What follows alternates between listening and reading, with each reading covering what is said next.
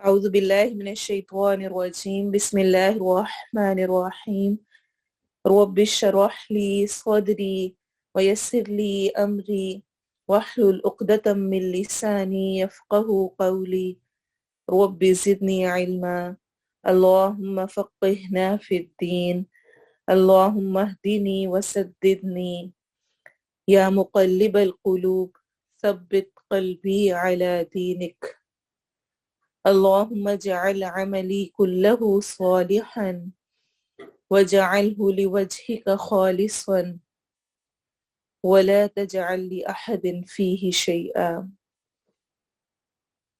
السلام علیکم ورحمۃ اللہ وبرکاتہ. ایک دفعہ پھر آپ سب کو خوش آمدید. الحمدللہ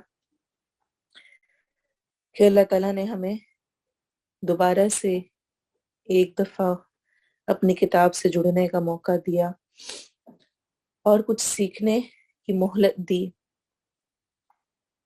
بہت سارے لوگ ایسے ہوں گے جو کہ اس ہفتے میں اس دنیا سے چلے گئے. ہر آنے والا دن، ہر آنے والا لمحہ ہمارے لیے ایک بہت بڑی بلیسنگ ہے. ہم اس میں کیا کر رہے ہیں، کیسے لے کے چل رہے ہیں، دنیا اور آخرت میں سے کس کو اہمیت دیے ہوئے ہیں، یہ سب ہمیں سوچنے کی ضرورت ہے. انشاءاللہ آج ہم سورۃ البقرہ میں آیہ نمبر 74 کی تجوید، ترجمہ اور تفسیر کریں گے.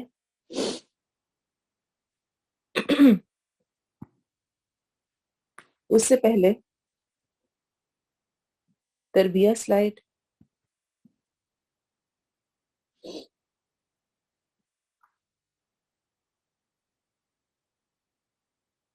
کچھ چیزیں ایسی ہوتی ہیں جو کہ انسان کو جب اس کے سامنے آتی ہیں تو اسے لگتا ہے کہ گویا یہ میرے ہی لیے کہی گئی ہیں.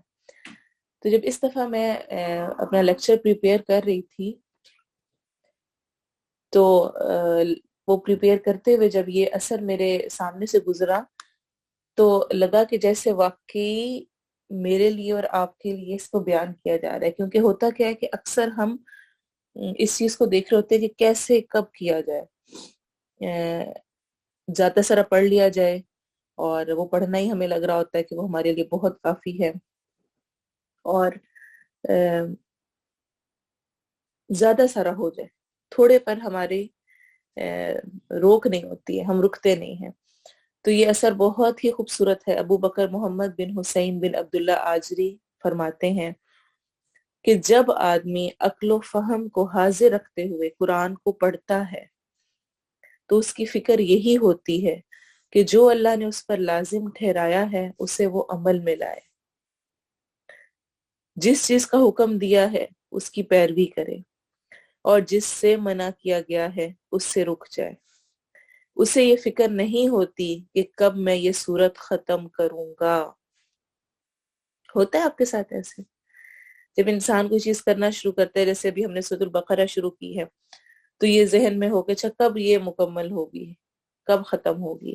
قرآن پڑھنا شروع کرتے ہیں تو ہم کہتے ہیں اچھا کب ختم ہوگا، جلدی جلدی سے پڑھیں اور ختم کریں. رمضان میں ہمارا یہ حال ہوتا ہے، باقی سال میں تو ہمارا تعلق قرآن سے بہت ہی کم ہے. جب تعلق قائم کرتے بھی ہیں تو بھی کیا ہمارے دل میں ہوتا ہے اور کیا انٹینشن ہوتی ہے کہ بس جلدی جلدی سے زیادہ سارا ہم کر لیں.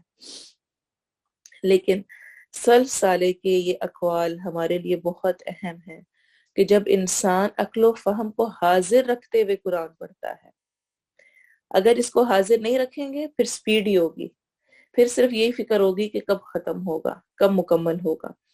لیکن جب انسان اپنی عقل کو اور اپنے فہم کو حاضر رکھتا ہے اور پھر قرآن کو پڑھتا ہے تو اس کی فکر کیا ہوتی ہے کہ جو آیت میں نے پڑھی ہے، جو لیسن میں نے آج کیا ہے، اس میں جو اللہ نے مجھ پر لازم ٹھہرایا ہے اس پر کسی طرح سے عمل کر لیں، جس چیز کا حکم دیا گیا ہے اس کی پیروی کی جائے، اس کو کرنے کی کوشش کی جائے، اور جس سے منع کیا گیا ہے اس سے رک جائے.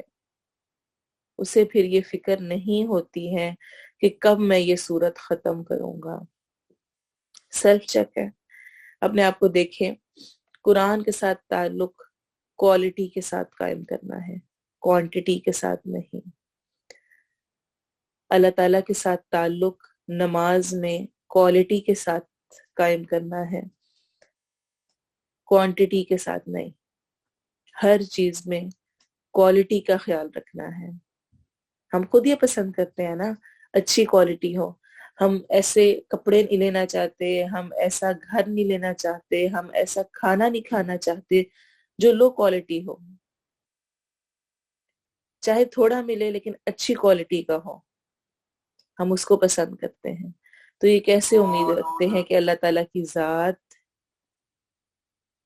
جس نے سب کچھ بنایا، جو سب کچھ جاننے والا ہے، وہ ہم سے کوانٹٹی مانگ رہا ہے. وہ ہم سے مانگ رہا ہے کہ کتنے پارے مکمل کیے، کتنی صورتیں ختم کر لی آج کے دن میں. نہیں، وہ کوالٹی مانگ رہا ہے. چاہے ایک آیت پڑھی اور وہی دل سے پڑھی اور اسی کو بار بار پڑھ کے پریکٹس کی.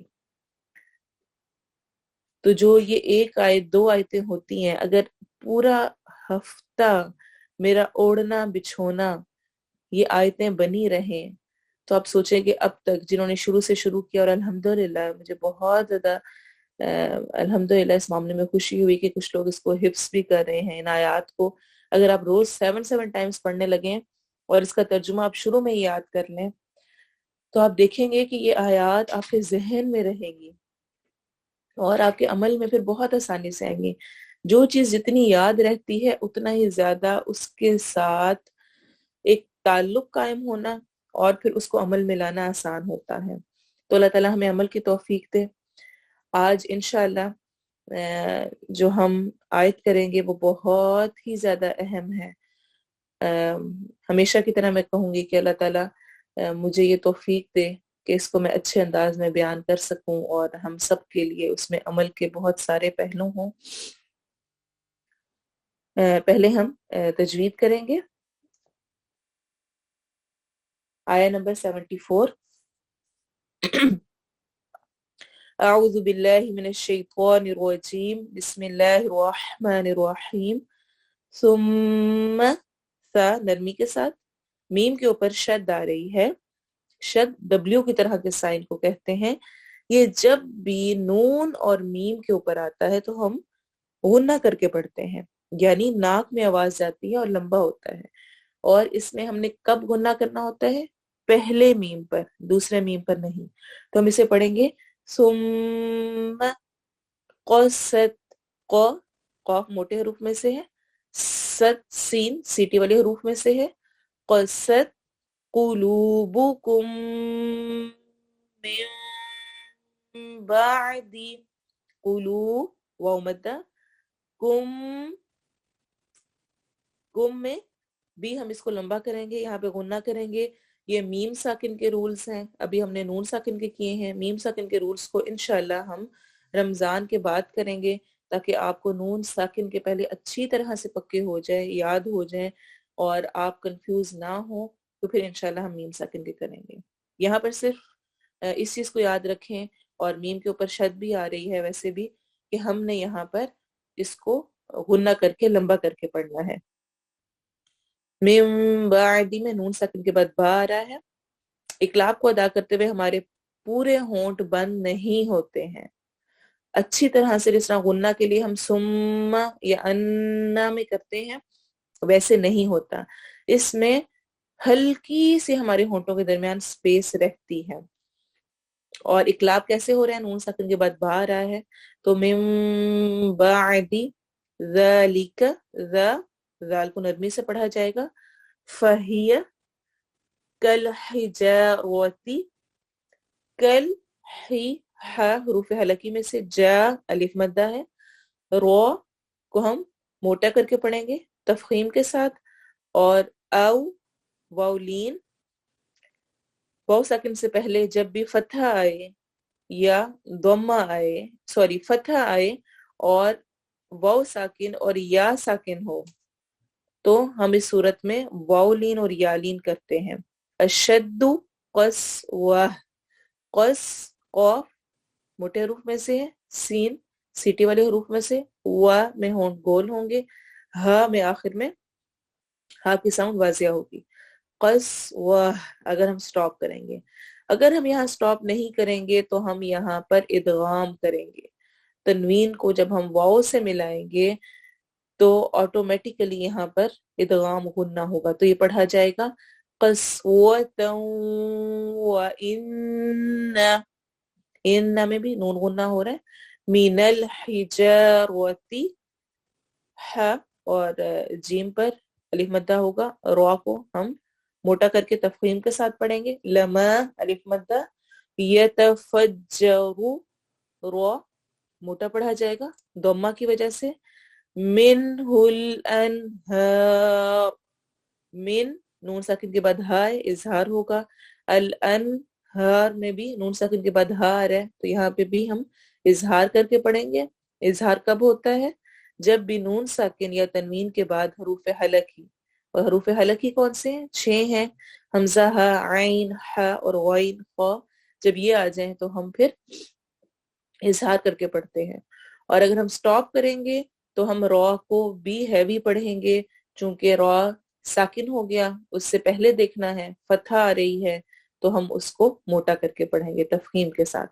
وَإِنَّ و میں ہون گول ہوں گے، ان میں نون غنہ ہوگا. منہا، من ہا نون ساکن کے بعد ہا تو یہاں پہ اظہار ہے، اور ہا میں الف مدہ ہوگا. لما ما لمبا ہوگا. اکثر لوگ یہ مسٹیک کرتے ہیں لما یشققو، لما یتفجرو اس طرح پڑھے ہوتے ہیں. لما میں الف مدہ ہو رہی ہے، اس کا خیال کرنا ہے. یشققو قوف دونوں جگہ پر ہم اس کو موٹا کر کے پڑھیں گے. جب جزم والا قوف ہوتا ہے تب تو ہم کلکلا کرتے ہی ہیں، لیکن جب شد ہوتی ہے تو اس میں بھی کلکلا ہو رہا ہوتا ہے. یہ الگ بات ہے کہ وہ اتنا سٹرونگ نہیں ہوتا، وہ لائٹ ہو جاتا ہے تھوڑا سا. فَيَخْرُجُ یخ خا حروف حلقی میں سے اور ہیوی لیٹرز میں سے بھی ہے. روجو را کو موٹا پڑھیں گے ضمہ کی وجہ سے. منہ الماء، من میں نون ساکن اور اس کے بعد ہا آ رہا ہے تو یہاں پہ اظہار ہوگا. الماء میں حمزہ آخر میں آ رہا ہے، اگر ہم یہاں پہ سٹاپ کریں گے تو حمزہ پر جزم سکون آ جائے گی. اور جیسا کہ ہم جانتے ہیں کہ جب بھی حمزہ کے اوپر سکون آئے تو وہاں ہم جھٹکا دے کے پڑھتے ہیں، اسی لیے ہم یہاں پر کیسے پڑھیں گے؟ منہ الماء وَإِنَّ نون غنہ، منہا الف مدہ اور نون ساکن پر اظہار ہو رہا ہے. لما الف مدہ، یہبطو تو موٹے حروف میں سے.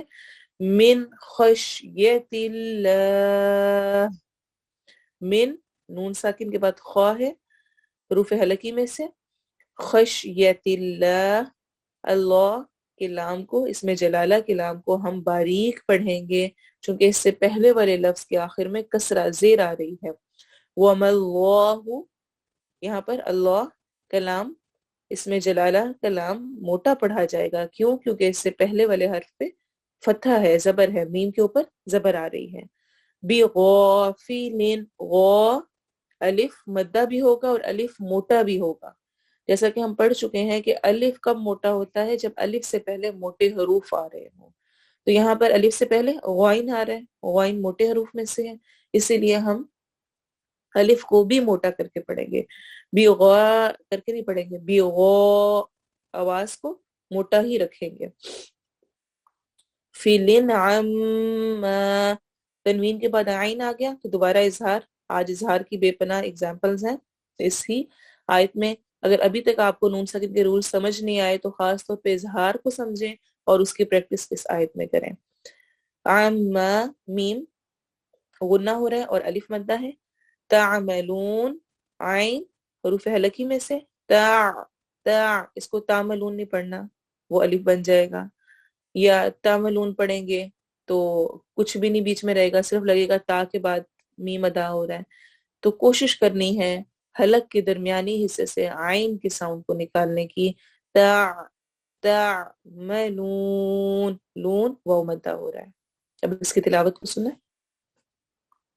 ثم قست قلوبكم من بعد ذلك فهي كالحجارة أو أشد قسوة وإن من الحجارة لما يتفجر منه الأنهار وإن منها لما يشقق فيخرج منه الماء وإن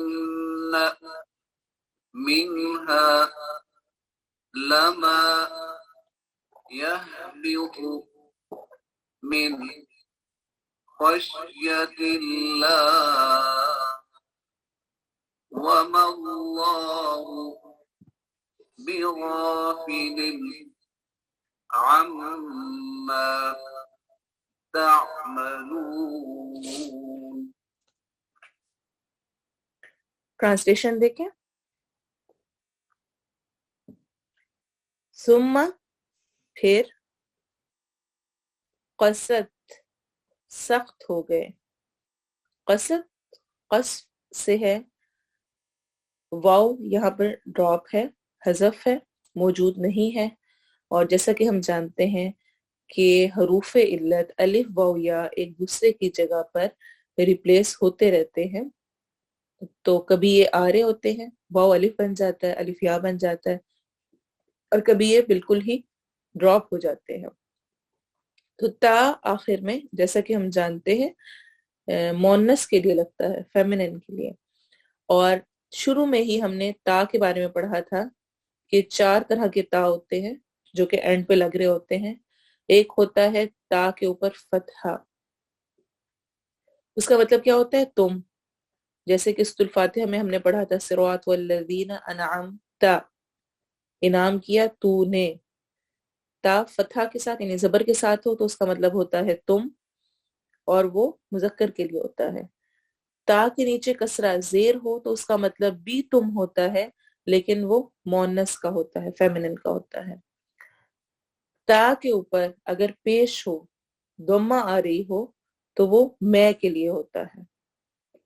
جیسے کہ میں نے آپ کو بتایا تھا اگر کہا جائے انعمتو، اس کا مطلب ہوتا ہے انعام کیا میں نے. ذکرتو، ذکر کیا میں نے. خلقتو، بنایا میں نے. اور اگر تا ساکن آ رہا ہو اینڈ پر تو یہ سمپلی مونس کی نشانی ہوتی ہے، اس کا کوئی میننگ ٹرانسلیشن میں نہیں آتا. صرف یہ چیز شو کی جا رہی ہوتی ہے کہ یہ کسی فیمینن کی، کسی مونس کی بات ہو رہی ہے. اور آگے کس چیز کی بات ہے؟ قلب کی بات ہے، تو اس کے بارے میں کہا جا رہا ہے. قلوبکم، قلوب قلب کی جمع ہے، قلب کہتے ہیں دل کو. قاف کو موٹا پڑھنا ہے، باریک نہیں پڑھنا. باریک پڑھیں گے تو اس کا مطلب ہوگا کتا، ڈاگ. کاف لام با کلب ہوتا ہے، کتا عربک میں. اور قلب قاف لام با موٹے قاف کے ساتھ اس کا مطلب دل ہوتا ہے. تو قاف لام با قلبہ، قلب پلٹنا، الٹ پلٹ ہونا. دل بھی الٹتا پلٹتا رہتا ہے، کبھی خوش ہوتا ہے، کبھی ناراض ہو جاتا ہے، کبھی اچھی سی حالت میں ہوتا ہے، کبھی ڈوب رہا ہوتا ہے. تو اس کی حالت بدلتی رہتی ہے، اسی وجہ سے اس کو قلب کہتے ہیں. کم ہم جانتے ہیں کسی بھی لفظ کے آخر میں آئے تو اس کا مطلب ہوتا ہے تم، تمہارے، تمہیں. تو قلوبکم دل تمہارے. اس کا سنگولر کیا ہے؟ کم کا. فار ایگزامپل قلبک، تیرا دل. اور قلوبکم تمہارے دل زیادہ ہو گئے. یہ چیزیں ہم ساری کر چکے ہیں، میں صرف ریپیٹ کر رہی ہوں تاکہ آپ کو بار بار تازہ ہوتی رہیں. من بعدی کی ٹرانسلیشن بعد، ذالکا اس کے، ذالکا کیا ہے؟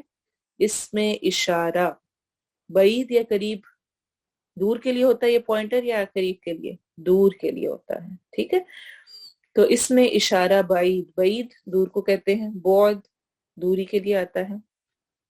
اس میں اشارہ اسم یعنی نام.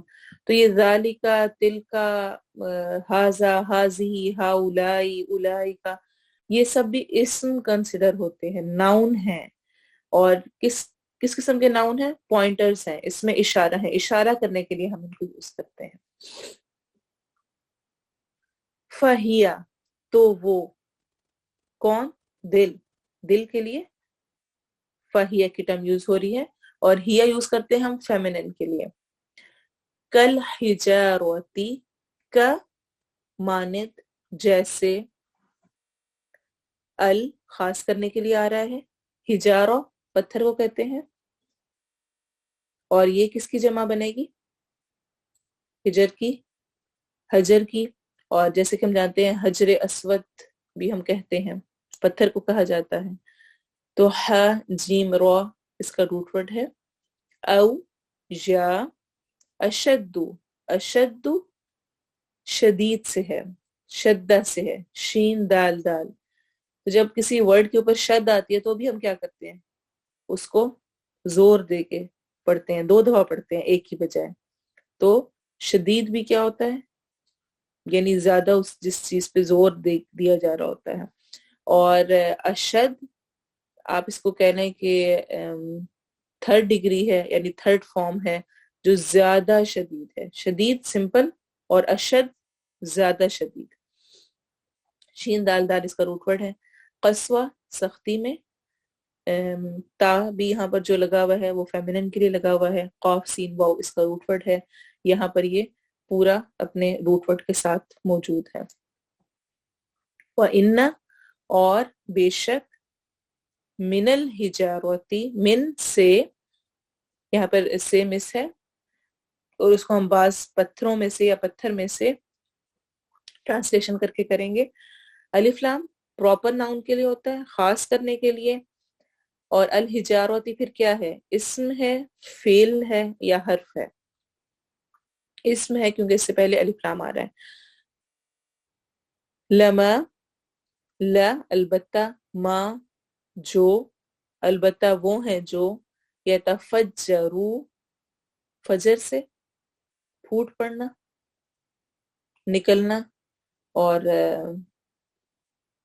اندھیرے سے فجر پھوٹتی ہے، اسی اعتبار سے اس کو فجر کہا جاتا ہے. فا جیم را اس کا روٹ ورڈ ہے، ہم پہلے بھی اس ورڈ کو کر چکے ہیں. یا شروع میں لگا ہوا ہے فعل مضارع کی نشانی کے طور پہ. من ہو ان سے، من سے، ہو اس یا ان. الانہار نہریں، نون ہا را نہرا نہریں. الف لام شروع میں خاص کرنے کے لیے ہے، انہار نہر کی جمع ہے.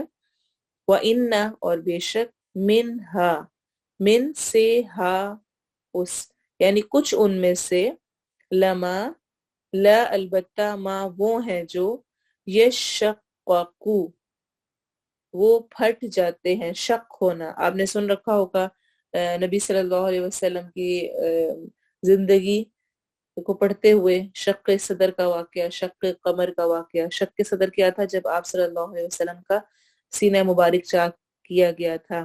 اور شق قمر کا واقعہ کہ جب چاند 2 ٹکڑے ہو گیا تھا. تو شق کیا ہوتا ہے؟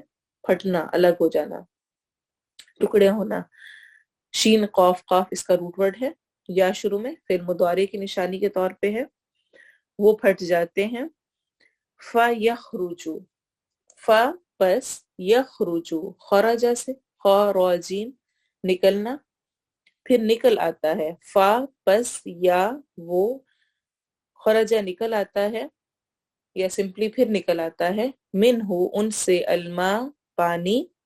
میم واو ہا اس کا روٹ ورڈ ہے. یہ بہت ڈفرنٹ سا روٹ ورڈ ہے، اس میں اکثر و بیشتر آپ کو ہا موجود نہیں، نظر نہیں آئے گا، لیکن اس کا روٹ ورڈ میم واو ہا ہی کیا جاتا ہے، بتایا جاتا ہے.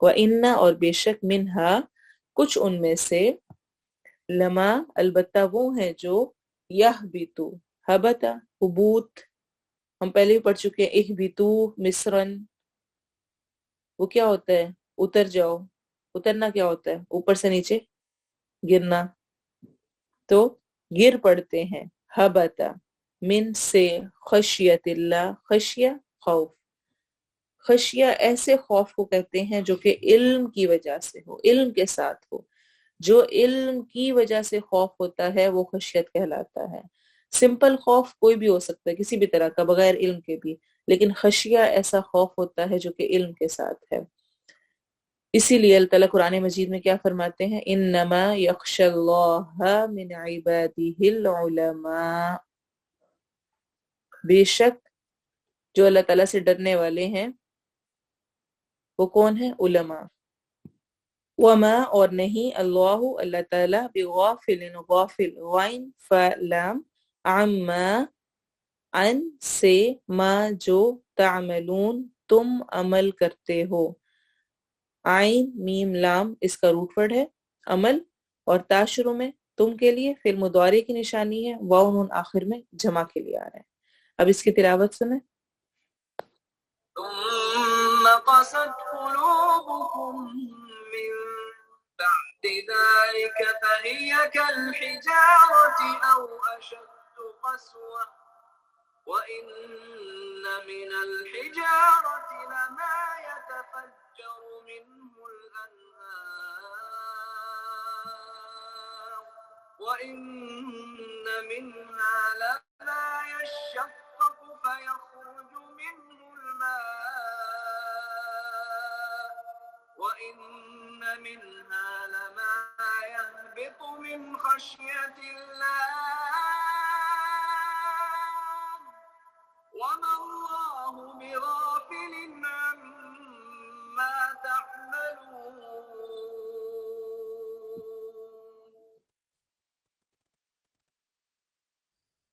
تفسیر دیکھتے ہیں آیہ نمبر 74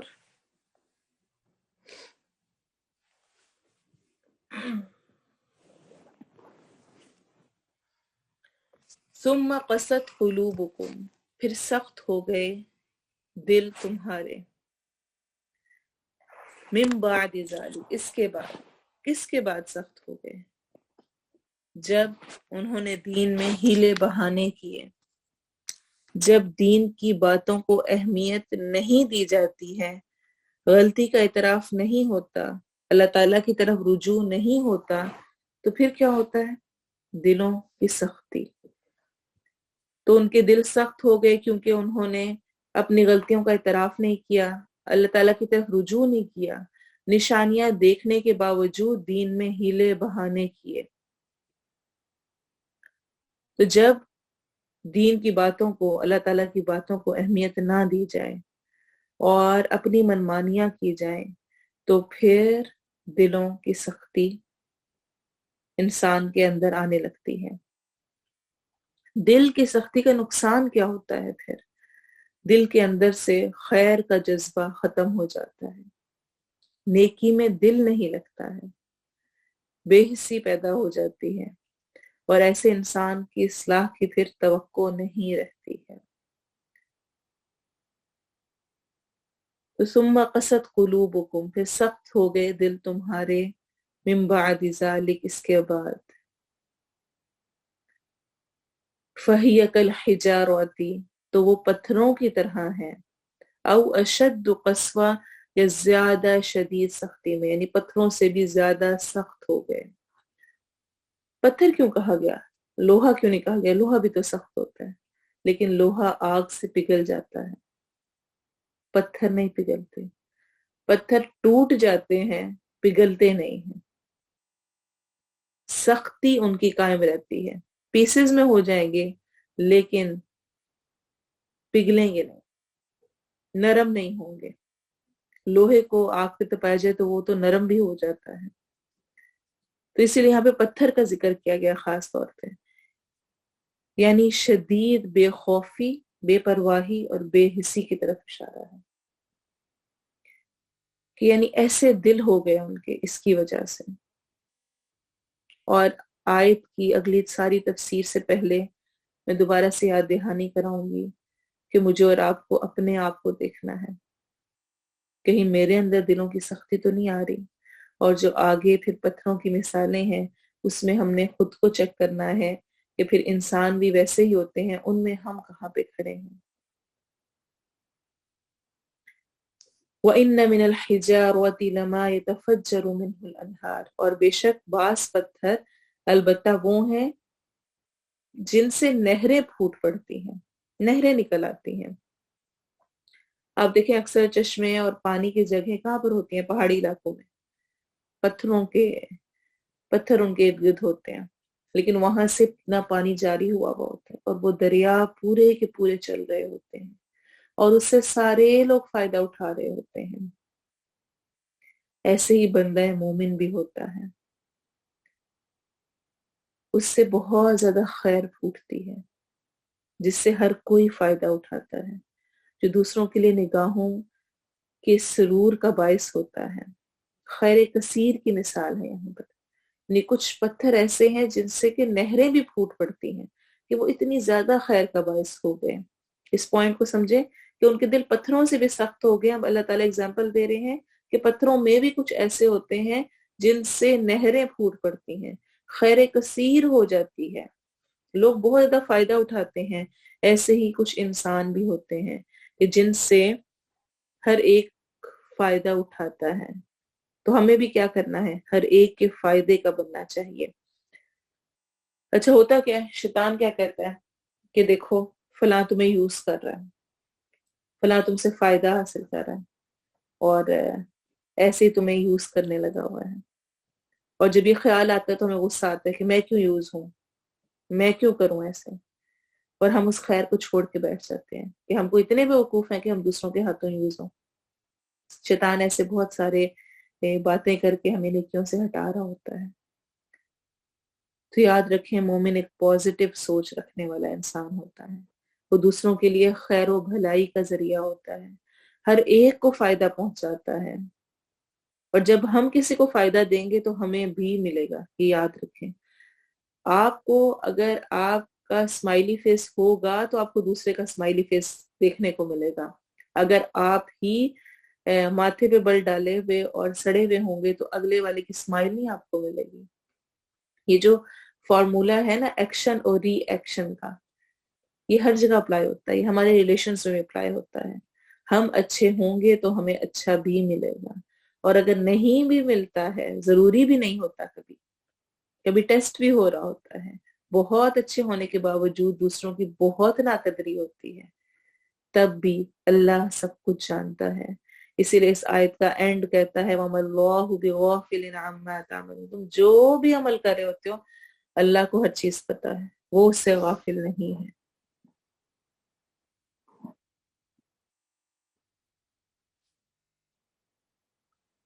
اور دوسری قسم کون سی پتھروں کی ہے؟ وَإِنَّ مِنْهَا لَمَا يَشَّقَّقُ فَيَخْرُجُ مِنْهُ الْمَاءُ، اور بے شک کچھ ان میں سے البتہ وہ ہیں پھٹ جاتے ہیں پھر نکل آتا ہے ان سے پانی.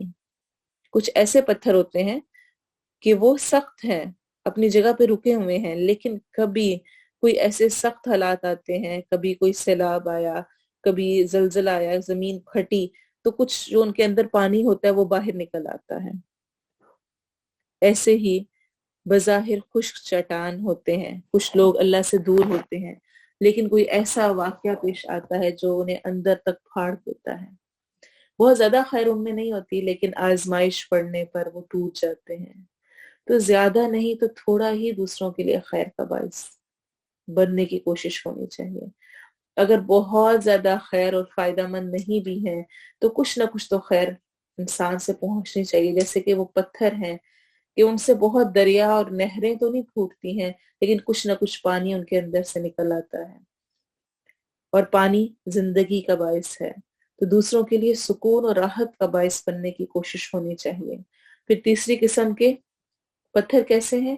وَإِنَّ مِنْهَا لَمَا يَهْبِطُ مِنْ خَشْيَةِ اللَّهِ، اور بے شک کچھ ان میں سے البتہ وہ ہیں جو گر پڑتے ہیں اللہ کے خوف سے، جس کو ہم سمپل ورڈنگ میں کہتے ہیں لینڈ سلائڈنگ ہو گئی ہے. اور اکثر لوگ جو کہ اللہ پر ایمان نہیں رکھنے والے، وہ ایسے فزیکل ریزنز ہی دے رہے ہوتے ہیں. لیکن اللہ تعالیٰ کیا فرما رہے ہیں کہ کیوں گر رہے ہوتے ہیں پتھر؟ کچھ پتھر اس لیے گرتے ہیں کہ اللہ کا خوف ان کے اندر آتا ہے. اور انشاءاللہ بھی ہم دیکھیں گے کہ کس طرح سے ان چیزوں کے اندر بھی اللہ تعالیٰ نے احساس رکھا ہوا ہے، یہ بھی فیل کرتے ہیں، یہ بھی سب کچھ جانتے ہیں، اور ان سب چیزوں نے بھی قیامت کے دن ہمارے بارے میں گواہی دینی ہے. بہرحال تو یہ تیسری قسم کی انسانوں کی پرسنالٹی کیسی ہوگی؟ عاجزانہ، عاجز، اللہ کے خوف سے گر پڑنے والے. جب اللہ کا حکم تو فوراً مان لیتے ہیں، جھک جاتے ہیں، ضد نہیں کرتے ہیں. عاجزی کی علامت ہے. ہر وقت یہ سوچ کہ اللہ تعالیٰ کے لیے کرنا ہے تو انسان خود ہی گر پڑتا ہے. پھر اس کی انا، اس کی ضد نہیں آگے آتی، جھک جاتا ہے، غرور نہیں کرتا. اصل میں یہ اللہ تعالیٰ کی مرضی کے آگے جھکنا اس بات کی علامت ہے کہ انسان کا دل نرم ہے، نرمی کی طرف مائل ہے. جب اللہ تعالیٰ کی پہچان اور دل کی نرمی ہوتی ہے نا، تو پھر جھکنا آ جاتا ہے، سب کچھ اگنور کرنا آ جاتا ہے. کچھ حق دینے کا کبھی نہیں بھی دل کر رہا نا اپنے قریبی لوگوں کو، ان کی زیادتیوں کی وجہ سے، ان کی باتوں کی وجہ سے، ان چیزوں کی وجہ سے، لیکن پھر بھی وہ گر پڑتا ہے. اور جو گرنا ہے، جو دل دکھے کے باوجود دوسرے کا حق ادا کرنا ہے، اللہ تعالیٰ کیا فرما رہے ہیں؟ وَمَا اللَّهُ بِغَافِلٍ عَمَّا تَعْمَلُونَ. جو بھی تم کر رہے ہوتے ہو نا، اللہ اس سے غافل نہیں ہے، اسے ہر چیز کا پتہ ہے، وہ ہر چیز کو جاننے والا ہے. تو یہاں پر کچھ ہمارے لیے اسباق ہیں، ہم ان کو دیکھیں گے. پہلا تو یہ کہ کچھ لوگ پتھروں سے بھی زیادہ سنگ دل ہوتے ہیں. یہ آیت ہمیں بتا رہی ہے پتھروں سے بھی زیادہ سخت ہوتے ہیں، انہیں کسی چیز کا کوئی اثر نہیں ہوتا. اور ایسے لوگوں کو ہی اسفل سافلین کہا گیا ہے، بدترین سے بھی بدتر. انہیں جانوروں سے بھی بدتر قرار دیا گیا ہے. قرآن کہتا ہے ان شر الدواب عند اللہ الصم البکم الذین لا یعقلون. بے شک جانوروں میں بھی بدترین وہ لوگ ہیں، یعنی جانوروں میں سے بھی بدترین وہ لوگ کہا گیا ہے جو کہ بہرے گونگے بنے رہتے ہیں اور وہ عقل سے کام نہیں لیتے، غور و فکر نہیں کرتے، سوچ نہیں رہے ہوتے. پھر دوسرا یہ کہ پتھروں کے اندر بھی احساس موجود ہے. احادیث سے پتہ چلتا ہے، عبداللہ بن عباس رضی اللہ عنہ کہتے ہیں کہ نبی صلی اللہ علیہ وسلم نے ایک مرتبہ اپنے ہاتھ میں چند کنکریاں لی اور ہم نے ان کی شہد کی مکھیوں کی طرح تسبیح کرنے کی بنبناہٹ سنی کہ وہ اللہ کا ذکر کر رہی تھیں. اور یہ صحیح بخاری کی روایت ہے. اور اللہ تعالیٰ قرآن میں خود فرماتے ہیں وَإِن مِّن شَيْءٍ إِلَّا يُسَبِّحُ بِحَمْدِهِ.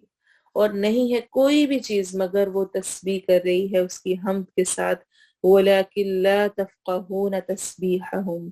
لیکن تم ان کی تسبیح کا فہم نہیں رکھتے، فقہ سمجھ نہیں رکھتے ہو. اور آپ صلی اللہ علیہ وسلم کی ایک اور حدیث میں آتا ہے، آپ نے فرمایا میں مکہ کے اس پتھر کو جانتا ہوں جو نبوت سے پہلے مجھے سلام کرتا تھا. تو ہر چیز قیامت کے دن گواہی دے گی، یاد رکھیں، یہاں تک کہ زمین نے بھی گواہی دینی ہے. یومئذ تحدث اخبارها. اس دن قیامت کے دن وہ اپنے ساری خبریں کھول کر سامنے رکھ دے گی، تحدیث بیان کرے گی. آج ہم سب سے بھی چھپ جائیں تو یہ جو ہمارے ارد گرد یہ ساری چیزیں ہیں یہ کل قیامت کے دن گواہی دینے والی ہوں گی. اور اگر ہم ان کو نہ بھی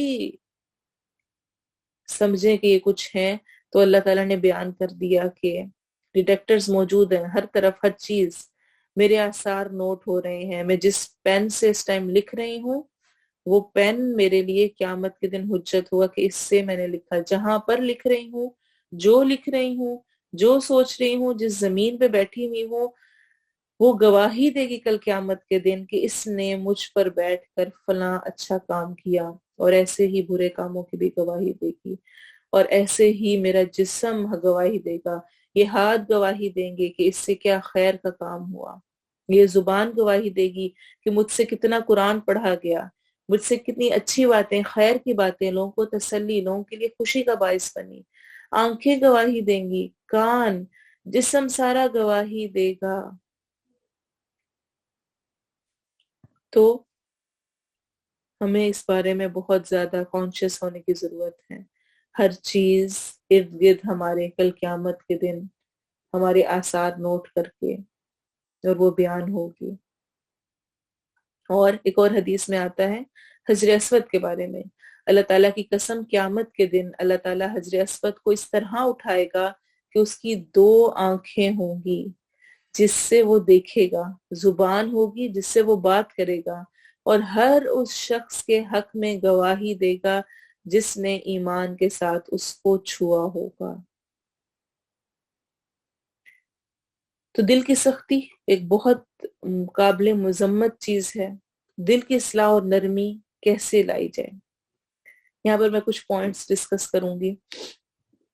ایک تو یہ کہ دعا جو کہ ہم ہر کلاس کے شروع میں بھی خاص طور پہ اسی لیے پڑھتے ہیں، یا مقلب القلوب ثبت قلبی علی دینک، سب سے زیادہ کثرت سے جو دعا نبی صلی اللہ علیہ وسلم فرمایا کرتے تھے وہ یہی تھی، اے دلوں کو الٹ پلٹ کرنے والے، پھیرنے والے، میرے دل کو اپنے دین پر ثابت قدم کر دے، اس طرف پھیر دے، اس پر جما دے، ثبت قلبی، میرے دل کو جما دے اس پر، کہ اگر دل نہ جما، دل کی اصلاح نہ ہوئی، دل سخت ہو گیا تو یہ سخت بدبختی کی علامت ہے۔ آپ جانتے ہیں حدیث میں آتا ہے آپ صلی اللہ علیہ وسلم نے فرمایا 4 باتیں انسان کی بدبختی کی علامت ہوتی ہیں، بہت بری ہیں۔ کیا؟ آنکھ کا جامد ہونا، آنکھ کا جامد ہونا یعنی آنسو نہ آنا، سخت دل ہونا، کہ مجھے تو رونا نہیں آتا، یہ کوئی فخر کی بات نہیں ہے، رونا نہیں آتا، دل کی نرمی کے لیے آنکھوں کے آنسو وہ ضروری چیز ہے۔ دوسرا کیا پھر کہا، ایک دوسرے سے لنکڈ ہے باتیں، سنگ دل ہونا، دل کا سخت ہونا انسان کی بدبختی کی علامت ہے۔ تیسرا لمبی امیدیں باندھنا، اور چوتھا دنیا کے بارے میں حریص ہونا، دنیا کی لالچ رکھنا، دنیا دنیا دنیا چاہنا، اور اللہ کے ذکر کے بغیر دل سخت ہی ہوا کرتے ہیں۔ تو بہرحال پہلی چیز تو یہ دل کی نرمی کے لیے، اور دل کی نرمی کے فائدے کیا ہوتے ہیں، کیوں ضروری ہے، اس کو بھی انشاءاللہ ہم بعد میں دیکھیں گے۔ پہلے کس طرح سے کیا جائے تھوڑا سا ہم اس پہ بات کریں گے۔ ایک تو یہ کہ آیات پر غور و فکر انتہائی ضروری ہے۔ آیات کون سی؟ جیسا کہ ہم جانتے ہیں آیات 2 قسم کی ہوتی ہیں، ایک آیات شرعی اور ایک آیات کونی۔ کونی کائنات سے، شرعی شریعت سے۔ جو یہ قرآن کی آیات ہے، یہ کون سی آیات ہیں؟ آیات شرعی، شریعت کی جو ہمیں دی گئی ہیں۔ اور آیات کونی کون سی ہوتی ہیں؟ کائنات میں بکھری جو نشانیاں ہیں، آیا کس کو کہتے ہیں؟ نشانی کو۔ تو کائنات میں بکھری ہوئی نشانیاں، تو بندہ مومن وقتاً فوقتاً آنے والے واقعات اور اللہ تعالیٰ کی نشانیاں اس پر غور و فکر کرنے والا ہوتا ہے، جبکہ سنگ دل انسان اس پر غور و فکر نہیں کرتا، کوئی سبق حاصل نہیں کرتا۔ اگر ہم نبی صلی اللہ علیہ وسلم کی سیرت دیکھیں تو نبی صلی اللہ علیہ وسلم کا معمول تھا کہ تیز آندھی آتی تو استغفار کرتے، چاند سورج گرہن ہوتا تو استغفار کرتے، بارش نہ ہوتی تو اللہ تعالیٰ کی طرف رجوع کرتے، دعائے استسقا، نماز استسقا، بارش زیادہ تیز ہو جاتی تو بھی اللہ کی طرف رجوع کرتے کہ کہیں کوئی عذاب کی شکل نہ ہو۔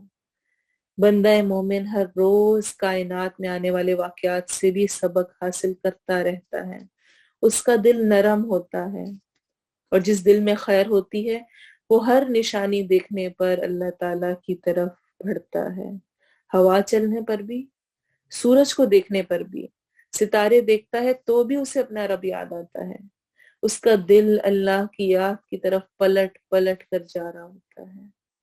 ایسا بندہ دنیا میں اس طرح جیتا ہے کہ کھاتا پیتا بھی ہے، سوتا جاگتا بھی ہے، خرید و فروخت سب کچھ کر رہا ہوتا ہے، لیکن اس کا دل ہر وقت اللہ کی یاد سے بھرا ہوتا ہے، اس کے دل میں اللہ تعالیٰ کی محبت کی شدت ہوتی ہے۔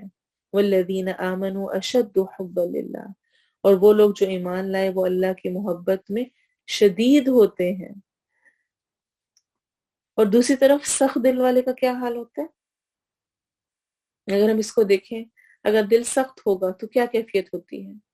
ہوائیں طوفان آئیں، لوگ مر جائیں، طرح طرح کے وائرس اور ان کی وجہ سے تباہیاں وہ دیکھے، کچھ ہو، اس کے دل پہ کوئی اثر نہیں ہوتا، وہ بس اپنی زندگی میں مگن، کوئی رجوع نہیں، وہ ایسے مواقع پر بھی تعویلیں کرتا ہے، یہ تو ایسے ہی ہوتا ہے، فزیکل ریزنز پیش کرتا ہے، اسے تیز ہوائیں نہیں ڈراتی، کوئی حادثہ آخرت کی یاد نہیں دلا رہا ہوتا، وہ سخت دل ہوتا ہے۔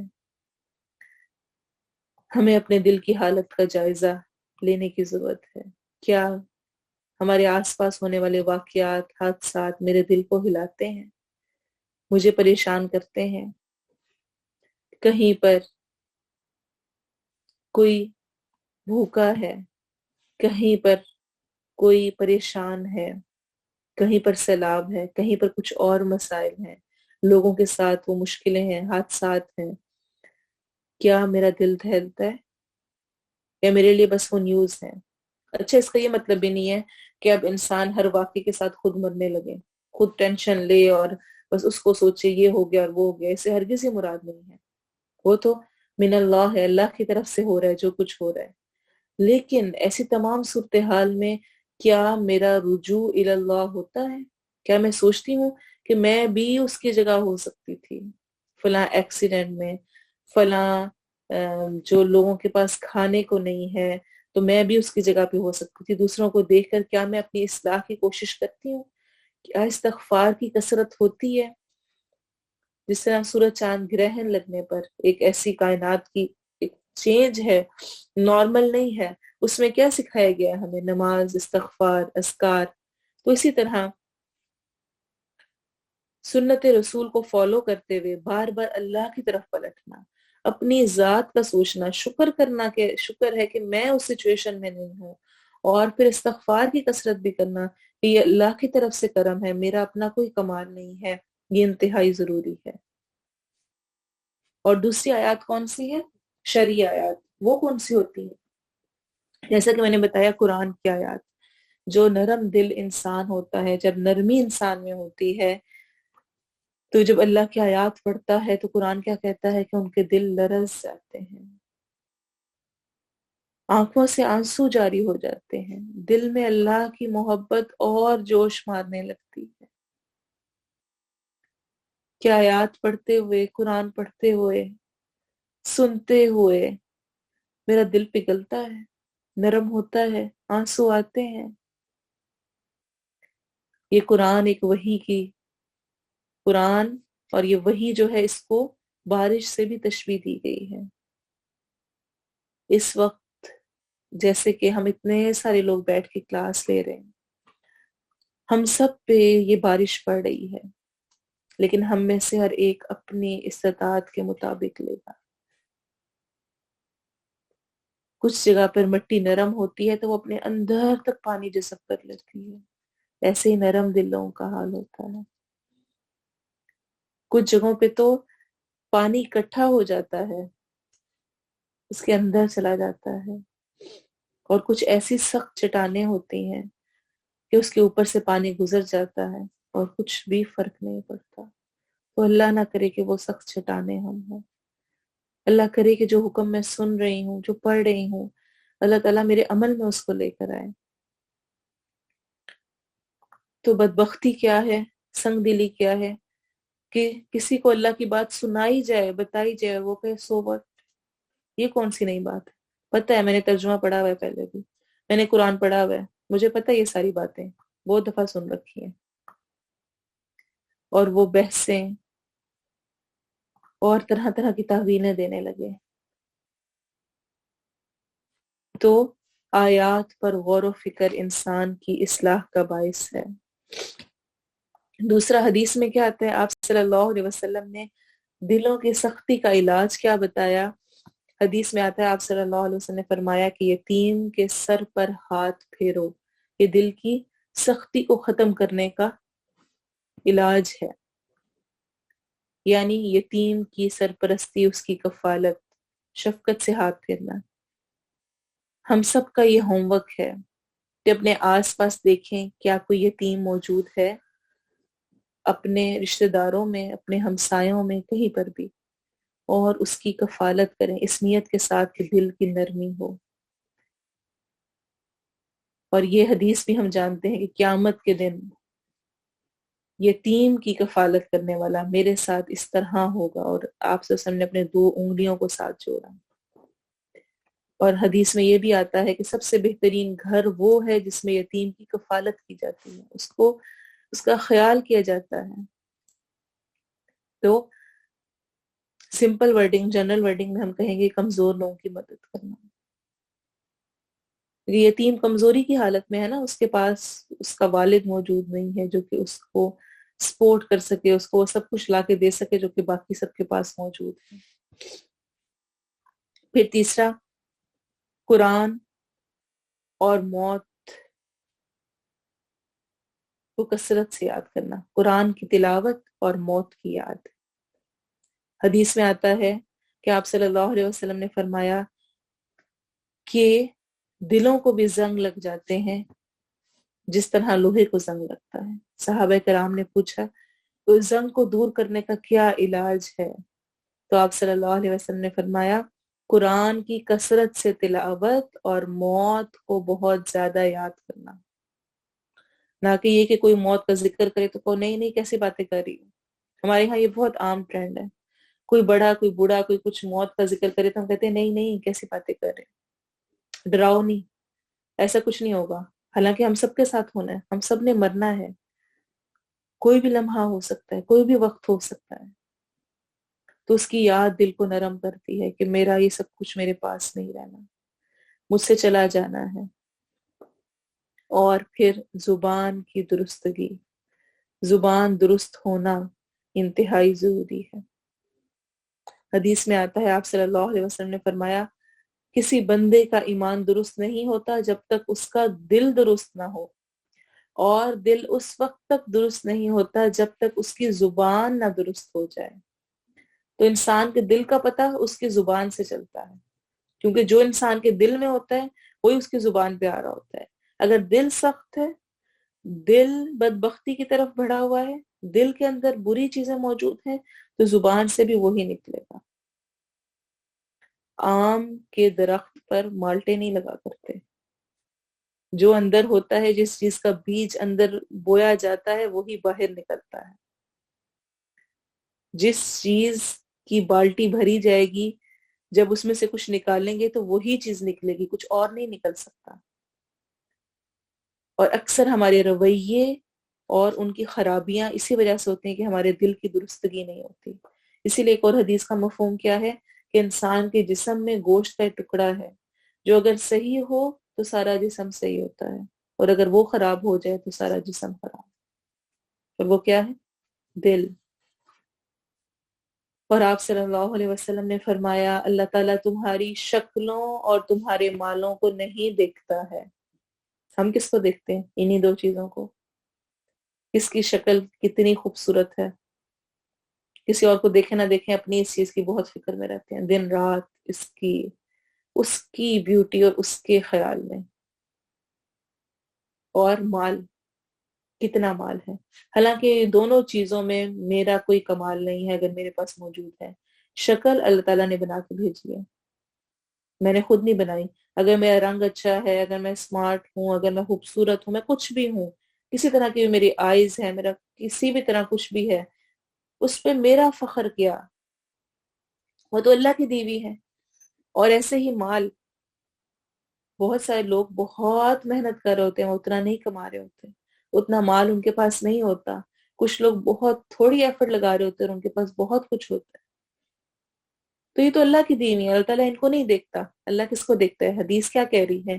اللہ تعالیٰ تمہاری شکلوں اور تمہارے مالوں کو نہیں دیکھتا ہے، بلکہ وہ تمہارے دلوں اور اعمال کو دیکھتا ہے.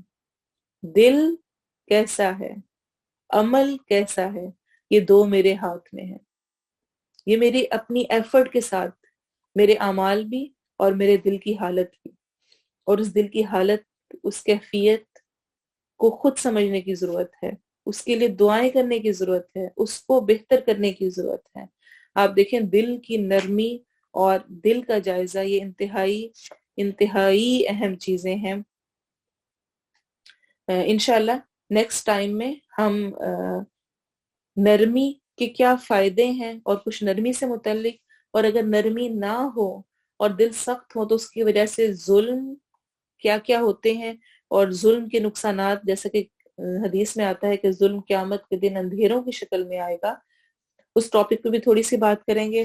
اور انشاءاللہ نیکسٹ ویک ہمارا اسپیشل سیشن ہوگا، ہم اس میں رجب اور شعبان کے مہینوں کے اعتبار سے بھی بات کریں گے. یہاں پر ہم اس کو مکمل کریں گے. اینڈ پر میں ایک خاص طور پر ابن القیم کا قول پچھلے دنوں ہی میری نظر سے گزرا، اس کو آپ کے سامنے رکھنا چاہوں گی، جس میں دل کی کیفیات اور خود کو چیک کرنے کے بارے میں خاص طور پہ ذکر ہے. ابن قیم رحمہ اللہ فرماتے ہیں 4 مواقع ہیں جب آدمی اپنے رب سے تعلق کا اندازہ کر سکتا ہے، اپنے دل کی کیفیت کا اندازہ اس سے انسان جان سکتا ہے. ایک پہلا یہ کہ جب آدمی اپنے بستر پر آتا ہے، جب اس کے تمام حواس اور اعضاء فارغ ہو جاتے ہیں، تب دل اپنے محبوب کی طرف دھیان کرتا ہے، کیونکہ آدمی کو نیند اسی وقت آتی ہے جب وہ اپنے محبوب ترین ہستی کو، ذات کو یاد کرے اور دل اسی کی یاد میں مصروف ہو. دوسرا مقام جب نیند سے وہ بیدار ہوتا ہے، چونکہ جاگتے وقت سب سے پہلی چیز جو اس کے دل کو چھوتی ہے وہ محبوب ترین چیز ہوتی ہے. اس لیے جب آدمی بیدار ہوتا ہے اور اس کی روح واپس لوٹائی جاتی ہے تو اس کے محبوب کی وہ یادیں بھی واپس کر دی جاتی ہیں جو یادیں لے کر وہ رات کو سویا تھا.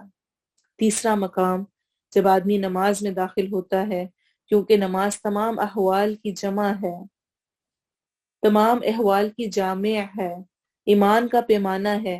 اسی سے آدمی کا ایمان پرکھا جاتا ہے. اس کے دل کی حالت، دل کا اصل مقام، اس کی اللہ سے قرابت اور اس کی محبت میں اس کا حصہ کتنا ہے، سب اسی نماز سے معلوم ہوتا ہے. اور چوتھا مقام مصیبت و پریشانی کے وقت، کیونکہ اس حالت میں دل سب سے پہلے اپنے محبوب کو یاد کرتا ہے اور اسی کی طرف دوڑ کر جاتا ہے جس کی محبت سب سے بڑھ کر ہوتی ہے. تو ان تمام مقامات میں خود کو چیک کریں، دل کس طرف راغب ہوتا ہے، کہاں پر مشغول ہے. اللہ تعالیٰ ہمارے دلوں کو اپنے دین پر جمائے اور ہمارے دلوں میں نرمی پیدا کرے، سختی سے دور کرے.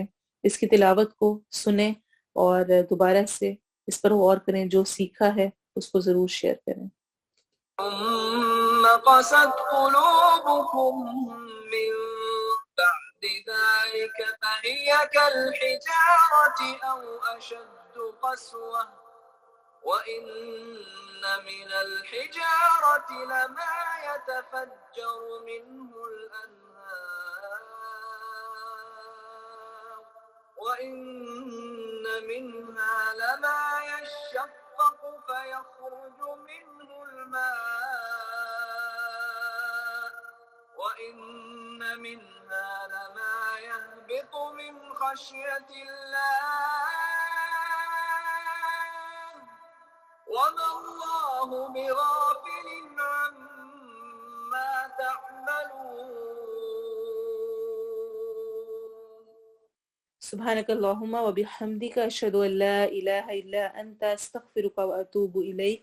سبحان ربك رب العزة عما يصفون وسلام على المرسلين والحمد لله رب العالمين. والعصر إن الإنسان لفي خسر إلا الذين آمنوا وعملوا الصالحات وتواصوا بالحق وتواصوا بالصبر.